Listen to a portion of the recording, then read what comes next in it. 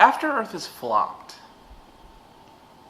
badly, Will Smith wanted to make a film expressing to the world, through thin sci-fi allegory, how difficult but also rewarding he finds it sending his son, Jaden, out there, alone, into the Hollywood star factory so that Jaden can make his own mistakes and learn from him and become his own man, while simultaneously providing Jaden a ready-made, pimped-out, famous dad-starring vehicle that ensured that his son would have to do none of these things. This is a film about Jaden Smith finding his own voice that, by its very existence, keeps Jaden from doing precisely that. No surprise, as a summer audience pleaser, this exorcism of family issues didn't work. Some are calling After Earth the worst film of all time. So, Jaden may have to do some soul-searching on his own after all. Look, I'll go to bat for this film, at least a little. After Earth is nowhere near as entertaining as last year's undeserving punching bag John Carter was, but it's nowhere near being one of the worst films of all time either. The marketing here was a perfect storm of failure. An unproven star, a blatant case of nepotism, a failed promise of lots of your favorite movie star Will Smith, and a director who is so many miles past struggling the studio basically refused to acknowledge his presence.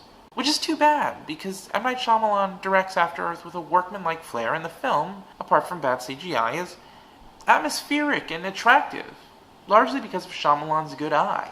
The Elder Smith is fine too, and he kind of makes After Earth worth it. The marketing overpromises him as a co-star. And yeah, it seems like a flagrant foul right out of the gate to sap Will Smith, one of the world's most charismatic men, of all of his charm, forcing him to play a fun sponge dad who condescends to his teenage son every chance he gets. But, this is a big but, even stuck in a chair, speaking in a monotone, brows furrowed at the world around him, Will Smith is still a magnetic presence, commanding your attention and your sympathy.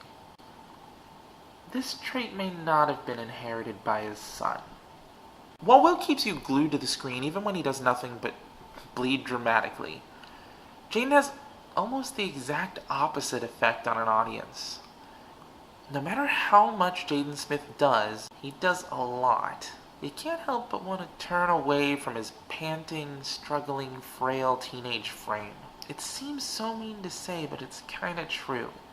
While Will magnetizes, Jaden repulses? It's too soon to tell whether Jaden Smith completely lacks his father's inherent charisma, or put more simply, can't act.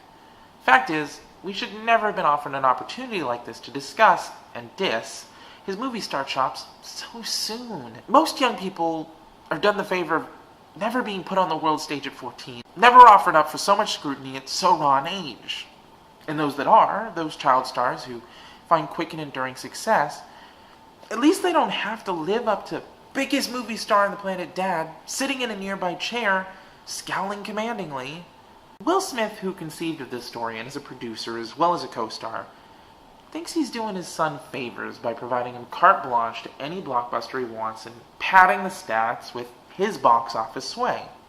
Didn't help here. Rather than sending Jaden to, and I don't mean to sound condescending, some acting classes, Will could afford some great acting classes. He's not doing him any favors. This film's main issue is that it begs the audience to see that charming young Will Smith glint in Jaden's eye, and it doesn't do this by letting him sparkle in a supporting role, or by playing equally and romantically off a great female lead. No, After Earth puts Jaden front and center, searching desperately for the gravity only a leading man can sustain, and not just any leading man, but Smith. And it never backs off, which is a big ask for just about anyone, and an impossibility for a middle schooler. Even young Will Smith was a seasoned musical and television and indie film performer before he was offered up to the masses as the next big cinematic thing in Bad Boys and Independence Day and Men in Black. And so, alas, that glint in Jaden's eye, it's never there. Jaden sulks and he pants and panics and runs, and even shoots off a hip and cool one-liner once or twice, just like Dad did in his movies with aliens. But he never does so without seeming like Shyamalan and Dad are just off-screen telling him when to shake and when to shiver.